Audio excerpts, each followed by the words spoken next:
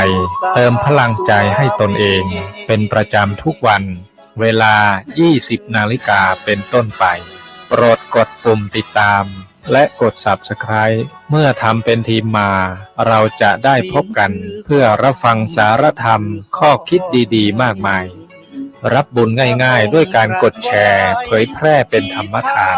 สัพพทานังธรรมทานังชินาติการให้ธรรมะ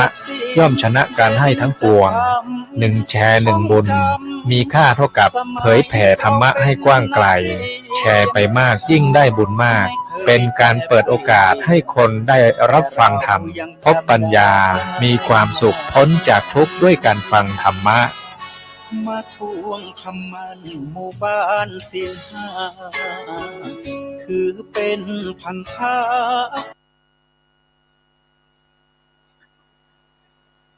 ศีลธรรม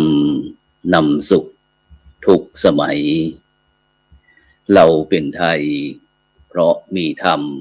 ประจำชาติหากไร้ศีลสิ้นธรรมต่ำอำนาจประเทศชาติจะอยู่ได้อย่างไรกัน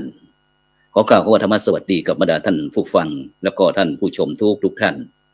ที่กำลังติดตามช่องธรรมะเป็นทีม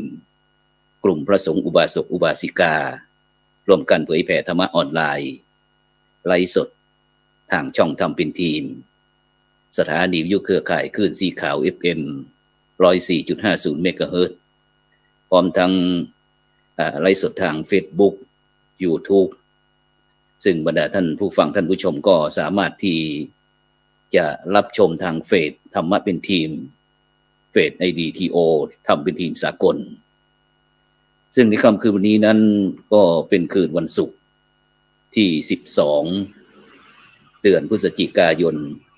ปีพุทธศักราช2564กล่าวกับผมอัตมภาพพระครูโสพลปริยัติ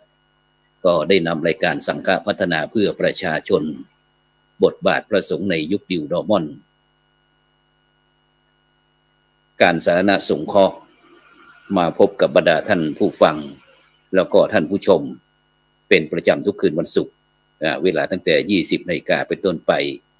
จนถึงเวลาประมาณ 21:30 นาทีซึ่งทุกท่านก็สามารถให้การสนับสนุนหรือให้กำลังใจโดยการกดติดตามกดไลค์กดแชร์เพื่อเป็นธรรมทานว่าจะมีเรื่องใจใสใจเบาใจร้อนใจสูงใจต่ำใจตกใจแตกใจสายใจเย็นใจสบายใจเบาใจงามใจพระใจน้อยใจใหญ่ใจกล้า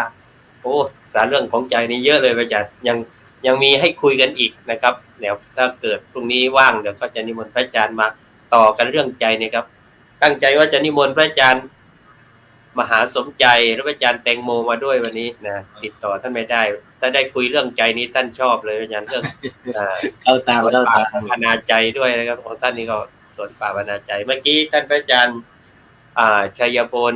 พระอาจารย์ท่านก็